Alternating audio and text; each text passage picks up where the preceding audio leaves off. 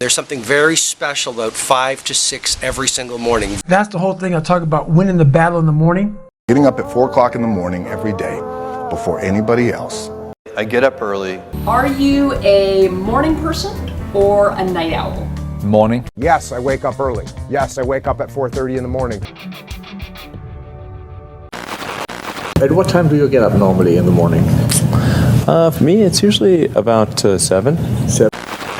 Well, if you're tired of hearing that waking up in the morning, meditating and journaling is going to make you a successful person, then you're in the right video. Today we are going to dive deep into Robin Sharma's book 5 AM Club and dissect this mystery about whether rising early in the morning is really the key to success. But I won't just be relying on Robin Sharma's anecdotes and stories given in the book. I'll also be looking at the latest research, experiences of people shared online about taking the 5 AM Club challenge, what worked for them, what didn't work for them. So if you're trying to figure out if this 5 AM Club thing is for you, then grab your coffee and let's dive in.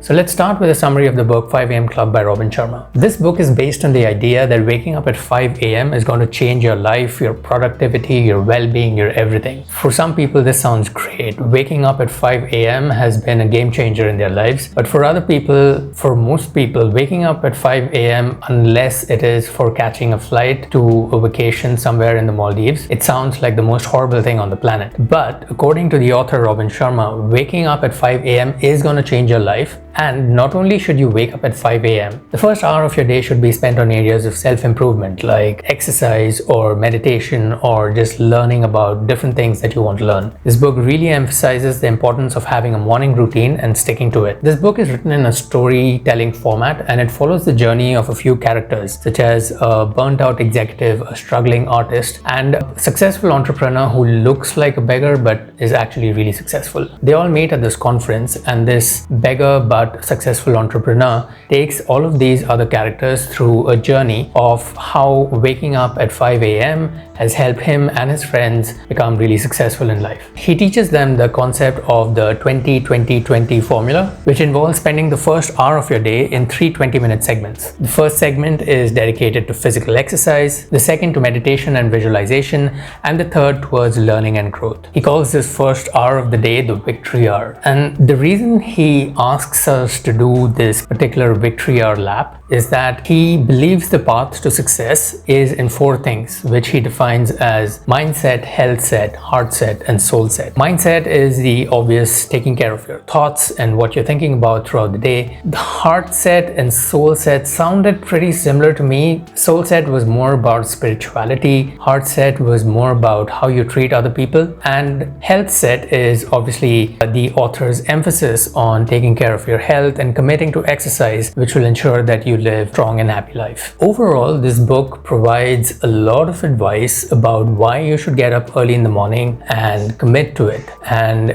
gives a lot of practical advice about how to eliminate distractions, how to take care of your week, how to structure your day, and is overall a pretty motivational and inspiring book. For those of you who don't know, he's been preaching this 5 AM Club rule for the last 20 years and has a lot of clients who actually he's coached and trained, and by clients I mean CEOs and top athletes who he's coached, and most of his clients, according to him, have seen a lot of benefits from being part of this 5 AM Club. So what are the actual main arguments for why you should get up early in the morning, apart from the fact that Robin Sharma says so? Because in the book he's not really providing any evidence or any scientific research about why you should get up at 5 AM. The book, for the purpose of the reader, I'm assuming, is written more in the style of a story format to keep us more engaged and understand the concepts in a much more fluid manner. But based on Robin Sharma's book and some other research, let's look at some of the main reasons why you should probably get up at 5 AM in the morning. Number 1, a sense of accomplishment. Getting up in the morning early at 5 AM before everyone is awake and while everyone is sleeping helps you get some things done, gives you a sense of productivity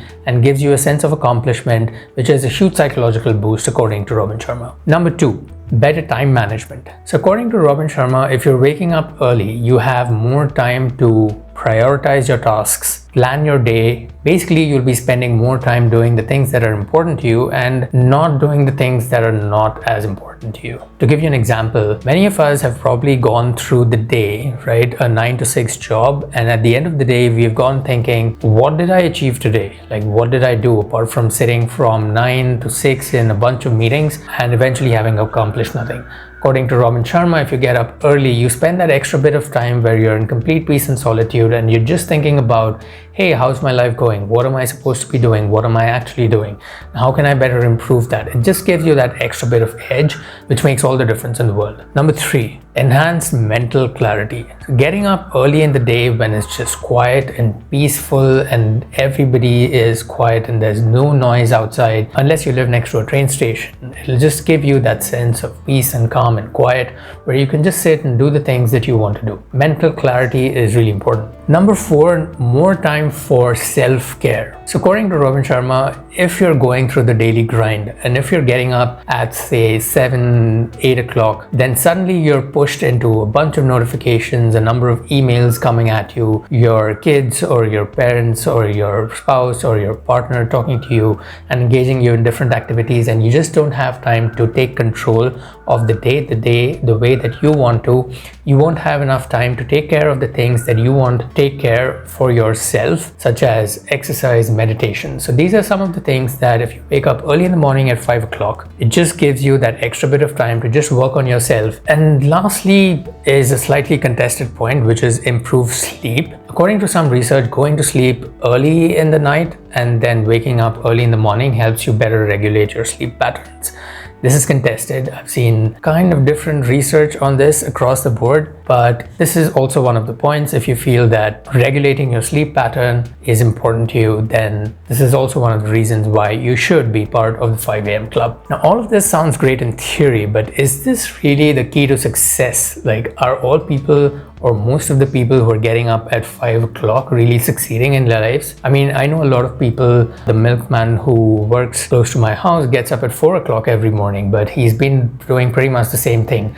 Maybe he's successful in his own way, but not in the traditional successful I've become a CEO kind of way, you know. And just because a few CEOs who get up early in the morning, and not all CEOs get up early in the morning, that's also an established fact. Is it enough reason for you to get up early in the morning and sacrifice those precious moments of sleep? Well, let's look at a few critiques to the idea of the 5 a.m. club. You can use this as kind of a framework to decide whether this 5 a.m. club really works for you, or is it something that you should opt out based on your particular life preferences. Critique number 1. Not everyone is a morning person. Now, this is a slightly dicey critique because I've heard a lot of people who say that they are not a morning person but have eventually shifted to this model of getting up early in the morning. At the end of the day, it's just a question of incentivizing your habits towards getting up early in the morning, and a lot of people have done that shift. But there are some people who just find themselves more productive during the evening or during the night and are very proud to call themselves a night owl, and they find themselves at the peak of their productivity at the middle of the night when the whole of humanity is asleep, and logically they're still doing the same thing. The author's objection against why you're supposed to wake up in the morning and not in the night, according to me, leans more towards the fact that in the morning your energy is at the highest, whereas in the night you have used up a lot of the energy that you had, and towards the night you are typically at your lowest powers of concentration, and that's why the morning first hours when everybody is sleeping is better than the late evening, night, early morning, like 12 to 3 a.m. morning kind of people. But this is again dicey. For some people, late nights just work, and for some people it even fits their schedule. So take it with a pinch of salt and see what really matters to you. Critique number 2, quality of sleep matters more than the quantity. Now, to be fair to the book, the author, Robin Sharma, does say that it is very important to go to sleep early in the evening, and he does emphasize that it is very important to get the requisite recommended 7 to 8 hours of sleep. So if you have to get up at, say, 5 a.m., you need to go to bed by 10 p.m. in the night. But does this lifestyle really suit everybody? Like, a lot of people have social life that extends beyond 10 p.m. in the night. It's important to some people, and those are life experiences that really matter to some people. So it's kind of important to see whether that part of your life is really important to you. Critique number 3, one size does not fit all. Some people just have different lifestyles. They have a late night shift. They have a different kind of working atmosphere. They have a working culture, say in Japan, where you're expected to work late night, etc. In these kind of places, proposing the myth that the 5 a.m. club is going to be the key to success can be really harmful, where people can be just demotivated by their lifestyle and just think that, hey, I'm just not having this space. Where in reality, you just need to find probably a system or a routine that works for you. At the end of the day, what Robin Sharma is saying, that you need to find some dedicated time to do the things that are important to you. If you can find that time that fits in your schedule and in your lifestyle, you're still golden. And critique number 4, the book kind of assumes that everybody wants to become a legend or a CEO, and everybody has that hectic lifestyle. Some people are just prepared to have a more relaxed lifestyle, and for them probably getting up at 5 a.m. is the dumbest thing in the world. I mean, why would you want to take away those precious moments of sleep early in the morning? And basically you need to find what really matters to you and see if this particular concept fits your particular lifestyle, the things that you value and the things that you want to do in life. Now, have I tried the 5 a.m. club? Yes. Have I found it useful? Yes. Have I stuck to it across?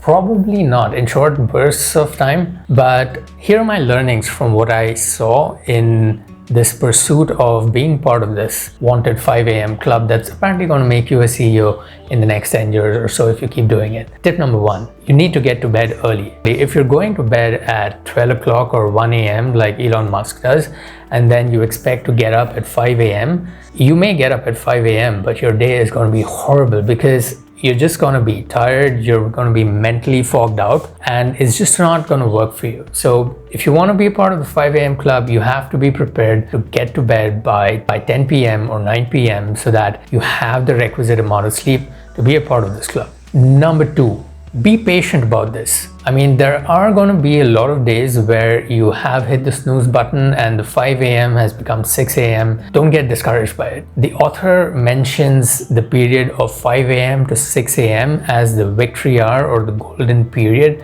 where things are going to really work out for you, and proposes it as a magical pill.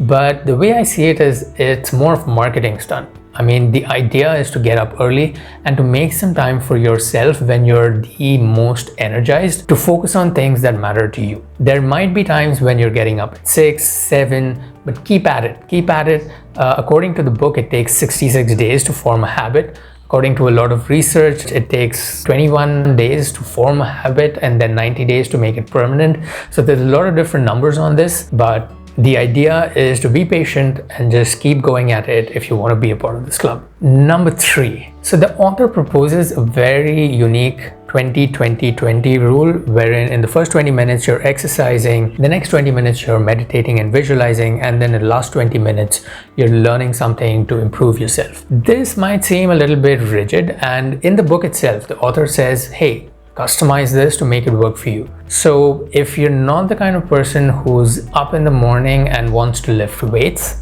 and feels that sweating early in the morning just does not make sense compared to sleeping in your very comfortable bed, then probably do the things that make sense for you. Have some coffee, read a book if that's what works for you. So the author encourages you to be flexible, but the idea is to get up in the morning and take some time for yourself. That is the way to do it according to the author, and a good tip to make the 5 a.m. club work for you as well. So to conclude, does waking up at 5 a.m. really change your life? Well, it depends on who you ask. Some people absolutely swear by it, while others find it absolutely counterproductive and freaking useless. The key takeaway here is that there is no one-size-fits-all solution. Everyone's lifestyle is just different, and what works for one just may not work for the other. At the end of the day, the most important thing is to find a routine that works for you and helps you work on improvement activities that matter to you. So if waking up at 5 a.m. is something that works for you, great. But if not, don't beat yourself up about it. Remember that success is not about what time you wake up, but about what you're doing with that time. So that's all for today's video. I hope you found it helpful. If you have any questions or comments, please feel free to leave them down below. And don't forget to subscribe for more videos. Thanks for watching. Ciao.